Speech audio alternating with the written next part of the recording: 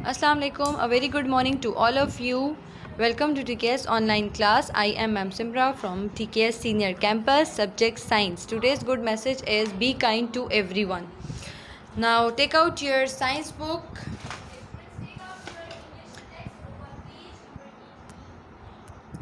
Okay, first I recall the name of the present students. 1 2 3 4 5 kindly change your username बच्चे. हारिस सफ्तर, हमना Hafsa and Khadija Usman. Dinara Ilyas. आप सब अपने camera जो है वो ऑन कर लो. टर्न ऑन योर कैमरा बच्चे. Everybody turn on your camera.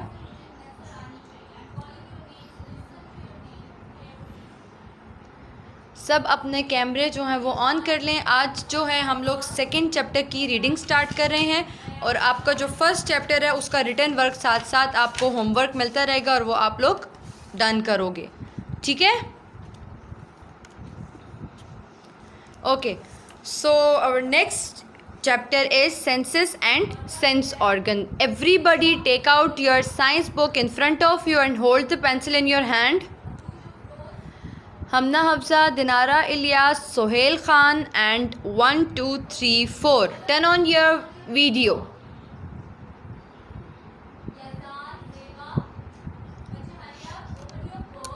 Turn on your video and open your book in front of you. Hold your pencil in your hand.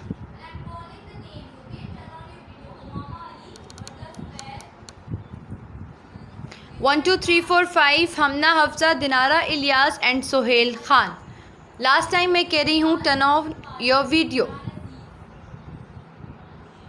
अपनी video on करें और अपनी book जो है अपने सामने ओपन रखें सब. सोहेल मुझे आपकी बुक नज़र आनी चाहिए.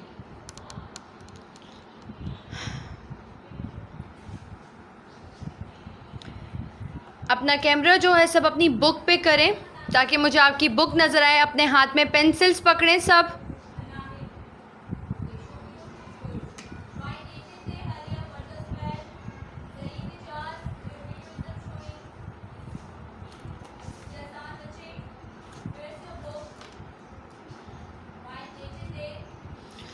अच्छा, so the second chapter is senses and sense organ, page number 14.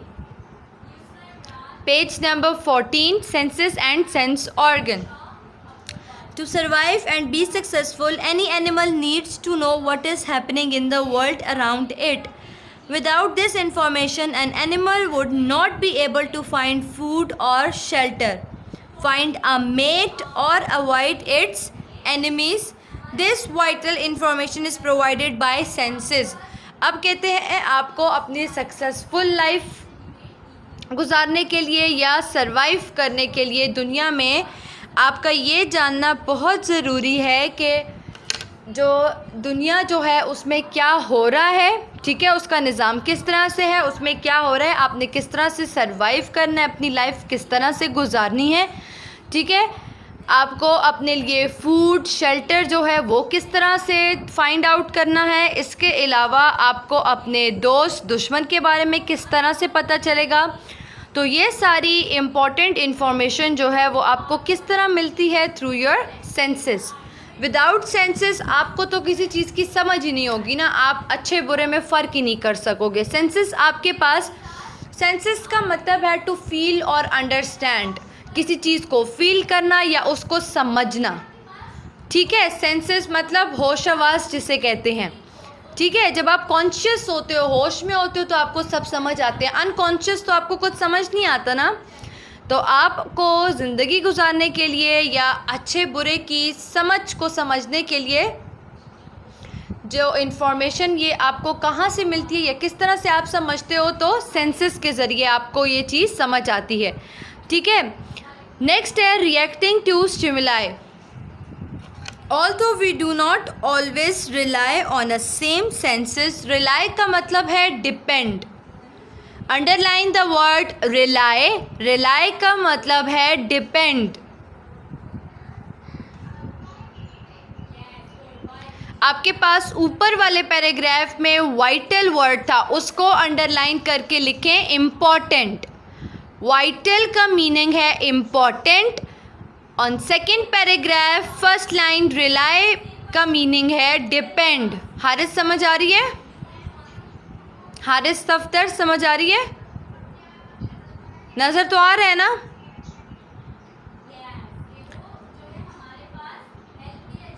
Okay. Although we do not always rely on the same senses as other animals, our senses are still vitally important to us. We have to react quickly to change inside or outside our body. अब senses के बारे में आपको बता रहे हैं। Senses आपकी body में डिफरेंट सेंस ऑर्गन्स हैं, ठीक है, जिसके ज़रिए आपको पता चलता है।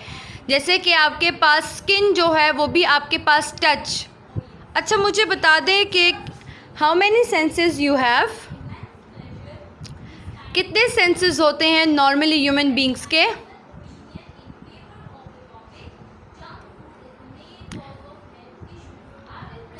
मेरा क्वेश्चन सुन रहे हैं? ह्यूमन बींग्स के नॉर्मली कितने सेंसेस होते हैं? Yes very good Sohail, 5। आपकी बॉडी के अंदर जो हैं 5 सेंसेस जो हैं वो प्रेजेंट होते हैं, ठीक है। Sense of taste, sense of smell, sense of sight, sense of touch and sense of hearing. ये आपके पास 5 सेंसेस हैं जो आपकी बॉडी के अंदर प्रेजेंट है, और डिफरेंट सेंसरी ऑर्गन्स आपकी बॉडी के अंदर प्रेजेंट हैं, जिससे आप जो हो क्या अपने सेंसेस आपको पता चलता है। जब आप कोई चीज़ खाते हो तो उसका टेस्ट आपकी टंग पे आता है, आपको नज़र आता है, ठीक है, आप सुन सकते हो। इसके अलावा आप स्किन के ज़रिए टच कर सकते हो, फील कर सकते हो। तो this is all about your senses, ठीक है। We have to react quickly to change inside और outside of the body. React का मतलब फॉर एग्जांपल आपका यहाँ पर मैं कह देती हूँ सेंस ऑफ टच जो है, आप जब किसी चीज़ को टच करते हो, फॉर एग्जांपल किसी भी हॉट ऑब्जेक्ट को जब आप टच करते हो तो आपको फील होता है कि वो हॉट है। आपकी जो सेंस ऑफ टच है वो आपको जो है उससे पता चल जाता है, तो आप सडनली जो है या इमीडिएटली आप क्या करते हो, रिएक्ट करते हो, ठीक है। ये रिस्पॉन्स है आपकी बॉडी का, सेंसेस के ज़रिए आपको पता चलता है। अगर सेंस ऑर्गन ना होता या आप में सेंसेस ना होते तो आपको पता ना चलता, उस हॉट ऑब्जेक्ट के ऊपर आपका हाथ पड़ा होता, इवन जल भी जाता तो आप उसको डिफ्रेंशिएट ना कर सकते, आपको उसका पता ना चलता, ठीक है। तो सेंसेस के ज़रिए आपको जो है पता चलता है कि what is going on your body, ठीक है।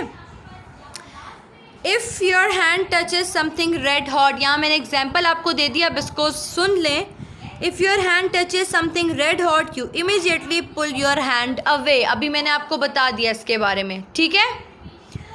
If someone throws a ball at you, you either catch it or you duck out of its way. आपकी तरफ अगर कोई बॉल थ्रो करता है, या तो आप उसको कैच कर लोगे या वो आपसे गिर जाएगा, ठीक है। When you attempt to cross a busy road, you look and listen to make sure it is safe to cross to other side. When food arrives in your stomach, it's react by making digestive juice. अब आपका यहाँ पर पहले तो sense of touch का बताया, जब आप किसी हॉट ऑब्जेक्ट को टच करते हो तो वो आपके पास सेंस ऑफ टच है। नेक्स्ट एग्जांपल आपको सेंस ऑफ साइट की दी हुई है कि आपको बॉल नज़र आ रहा है तो आप उसको कैच कर लोगे या तो वो आपसे गिर जाएगा। थर्ड आपको सेंस ऑफ हेयरिंग का बता रहे हैं कि अगर आप कोई बिजी रोड क्रॉस कर रहे हो तो आपको ट्रैफिक की आवाज़ आएगी, ठीक है। आप देख भी सकोगे, आप सुन भी सकोगे, देखकर आप जो है रोड क्रॉस करोगे और ट्रैफिक की आवाज़ सुन के आप जो हो रोड क्रॉस करोगे, ठीक है। फोर्थ वन आपके पास यहाँ पर आपके डाइजेस्टिव सिस्टम के बारे में बताया हुआ है कि आपका जो फूड जो ब्रेक डाउन होता है, एक गैस्ट्रिक जूस आपका स्टमक जो प्रोड्यूस करता है for the break down of the food molecule, तो ये भी आपकी बॉडी के अंदर जो है सेंसेस के ज़रिए या सेंस ऑर्गन्स के ज़रिए जो है फंक्शन परफॉर्म हो रहा है, ठीक है। Now look at the last paragraph of your book. The things you react to, whether it is the hot object, the moving ball, the sight and sound of traffic or food in your stomach is called stimuli. Stimuli का आप लोग लिख दो something that causes a reaction. Stimuli को आप underline करें और उसका मीनिंग लिखें something that causes a reaction. Stimuli word को अंडरलाइन कर लें और उसका मीनिंग लिख लें something that causes a reaction.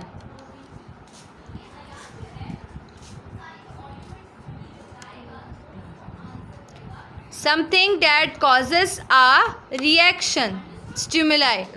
अब यहाँ पर आपको कह रहे हैं कि जो हॉट ऑब्जेक्ट था, मूविंग बॉल थी, sound and sight of traffic जो था, या डाइजेशन ऑफ फूड जो था, वो सब जो है आपके पास क्या कहलाते हैं? स्टिमुलाई। आपकी बॉडी जब रिएक्ट करती है या परफॉर्म करती है सेंसेस के ज़रिए अगर कोई फंक्शन, तो उसको स्टिमुलाई कहते हैं। स्टिमुलाई आपके पास उस चीज़ को कहते हैं जो कोई रिएक्ट करे, किसी चीज़ पे रिस्पॉन्स करे। ठीक है, हो गया बच्चे?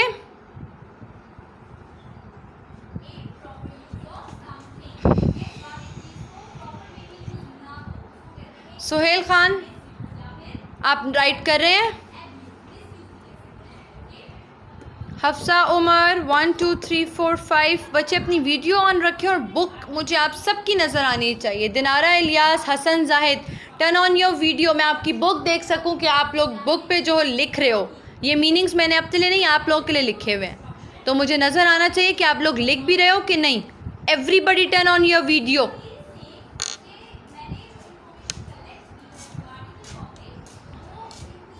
Okay, your body senses or detect these stimuli with the help of group of special cells. These are called sensory cells. अब आपकी बॉडी के अंदर एक स्पेशल ग्रुप ऑफ सेल्स होता है जिसे सेंसरी सेल्स कहते हैं। ये सेल्स जो हैं आपकी बॉडी में जो फंक्शन क्या परफॉर्म करते हैं कि आपकी बॉडी में जो फंक्शन या आपकी बॉडी जो रिएक्ट करती है किसी भी ऑब्जेक्ट को देखकर, जैसे फॉर एग्जांपल हॉट ऑब्जेक्ट है उसको आप टच करते हो तो आपकी बॉडी के अंदर सेंसरी सेल्स की वजह से आपकी बॉडी को पता चलता है, तो आपकी बॉडी जो है रिएक्ट करती है या रिस्पॉन्स करती है। सेंसरी सेल रिस्पॉन्सिबल हैं आपकी बॉडी के अंदर अगर कोई भी फंक्शन परफॉर्म होता है थ्रू सेंसेस, तो वो अलर्ट करती हैं आपकी बॉडी को या आपकी बॉडी को जो है सिग्नल्स देती है, तो आपकी बॉडी जो है रिएक्ट करती है या रिस्पॉन्स करती है। These are called sensory cells and they are often grouped in special sense organ. ये sensory cells कहाँ पाए जाते हैं? आपके sensory organs में। sensory organ है आपके पास eye, ear, nose, tongue, ठीक है? These are the sensory organs in which sensory cells are present. Is that clear? Introduction clear है सबको? सेंसेस और उसके ऑर्गन्स के बारे में क्लियर है? आगे जाऊं? The next topic on page number 15 is skin. ठीक है, आपके पास पहला जो सेंसरी ऑर्गन जो है वो है आपके पास स्किन। ठीक है, page number 15, skin. Skin is the outer covering of the body. On an average man, the area of the skin is nearly 1.8 square meter. आपके पास कह रहे हैं स्किन आपकी बॉडी की जो है आउटर कवरिंग है, आउटर लेयर है या आउटर कवरिंग है। एक नॉर्मल ह्यूमन बीइंग के ऊपर जो स्किन फैली हुई होती है, कितने एरिया पे उसकी स्किन फैली हुई होगी या उसका, तो वो है 1.8 स्क्वायर मीटर। आपकी पूरी बॉडी के ऊपर जितना भी स्किन ने अपना एरिया कवर किया हुआ है तो वो है 1.8 स्क्वायर मीटर। ठीक है, the layer of skin we see is made up entirely of dead cell. आपकी स्किन के ऊपर जो फर्स्ट लेयर होती है वो डेड सेल की होती है। वो डेड सेल जो है आपकी स्किन को हार्म होने से बचाते हैं, आपकी स्किन को प्रोटेक्ट करते हैं। ठीक है, In fact, your skin, hairs, nails and even the surface of your eyes are made up of dead cell. यहाँ पर आपको बता रहे हैं कि आपकी बॉडी के कौन कौन से पार्ट्स जो हैं वो डेड सेल से बने हुए हैं। इसको अंडरलाइन कर लें बच्चे। ये जो मैंने आपको एरिया बताया स्किन का 1.8 स्क्वायर मीटर, इसको अंडरलाइन कर लें। जब कल मैं पूछूंगी तो आपकी बुक से ही रिलेटेड क्वेश्चन होंगे ना, तो उसको अंडरलाइन कर लें। पेंसिल हाथ में है ना सबके? मैं आपसे पूछूंगी कि स्किन आपकी बॉडी की कौन सी कवरिंग है, तो आपने कहा है आउटर कवरिंग है। आउटर कवरिंग को अंडरलाइन करें, 1.8 स्क्वायर मीटर को अंडरलाइन करें, फिर डेड सेल्स को अंडरलाइन करें कि आपकी बॉडी जो है वो डेड सेल से बनी हुई है।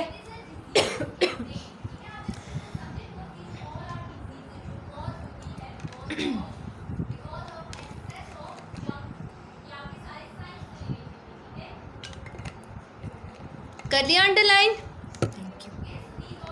अच्छा, But although the outer layer of skin is dead, this is huge organ does many jobs. It protect the muscles, bones, ligament and internal organ from damage. अब आपको कहते हैं कि जाहिर सी बात है ये आपके पास एक ह्यूज सेंसरी ऑर्गन है जो आपकी बॉडी के डिफरेंट ऑर्गन्स जो हैं उनको प्रोटेक्ट करता है. किस किस को प्रोटेक्ट करता है? It protects the muscles, underline करें, it protect the muscles, bones, ligament and internal organ from damage. Internal organs जो हैं वो आपकी बॉडी के अंदर के जो ऑर्गन्स हैं उसके बारे में बातें हो रही हैं. ठीक है, इंटरनल ऑर्गन्स. अच्छा,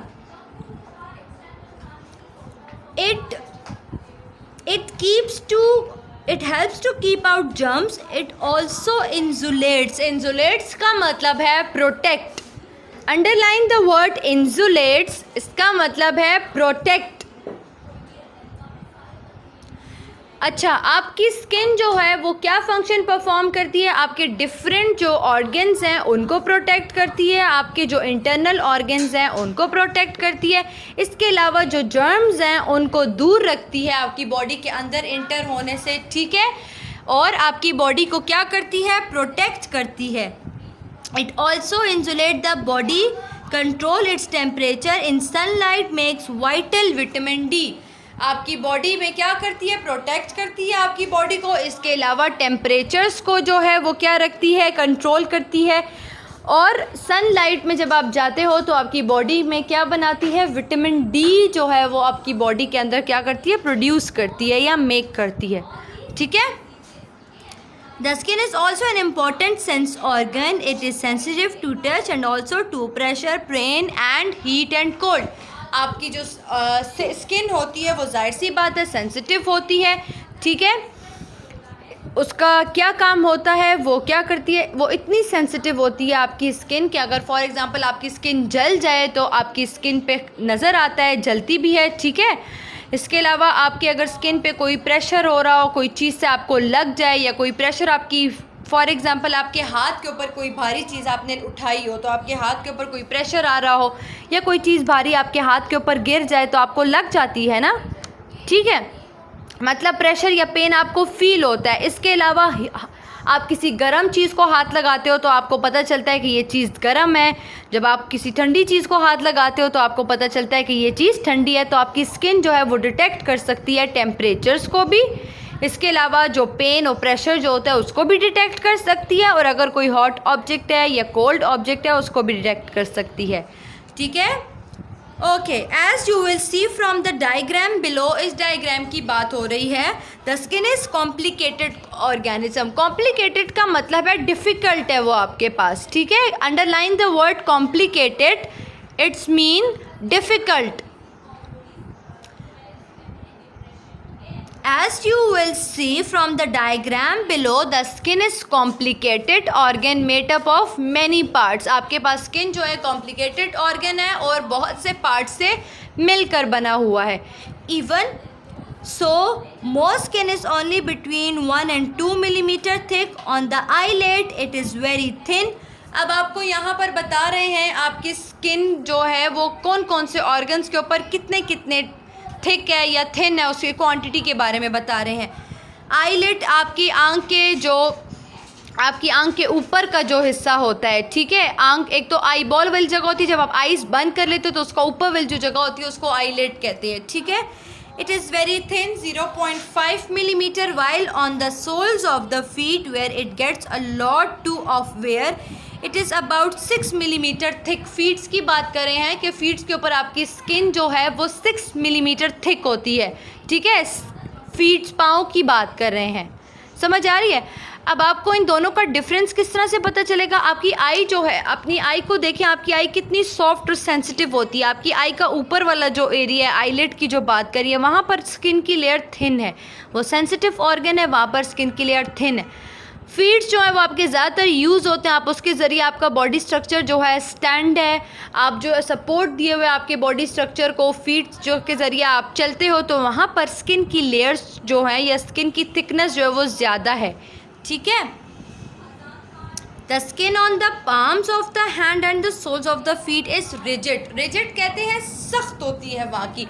पाम्स आपकी हथेली की बात कर रहे हैं, और आपके जो फीट्स के नीचे का एरिया होता है, ठीक है, जिसके ज़रिए आप चलते हो, वहाँ की जो स्किन होती है वो रिजिड होती है, मीन्स हार्ड होती है, ठीक है। Rigid means hard. Underline the word rigid. Rigid का मतलब है hard.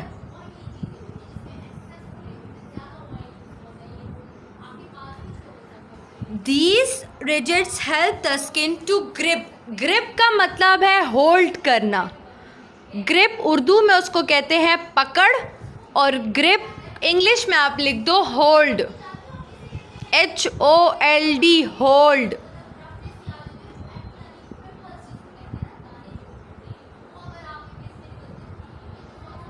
This is all about the today's lecture. Next मैंने आपको जो है लेयर ऑफ स्किन जो है वो मैं आपको कल पढ़ाऊँगी, ठीक है। If you have any question so you can ask. This is all about the today's lecture. बच्चे, मैं आपसे कल इसका इंट्रोडक्शन और जो स्किन मैंने पढ़ाया वो पूछूंगी। लेयर ऑफ स्किन और डायग्राम हम कल डिस्कस करेंगे। If you have any question so you can ask. Okay, this is all about the today's lecture. Take care. Allah Hafiz. Tomorrow first I will ask the lecture, then we will move towards. Okay? Allah Hafiz.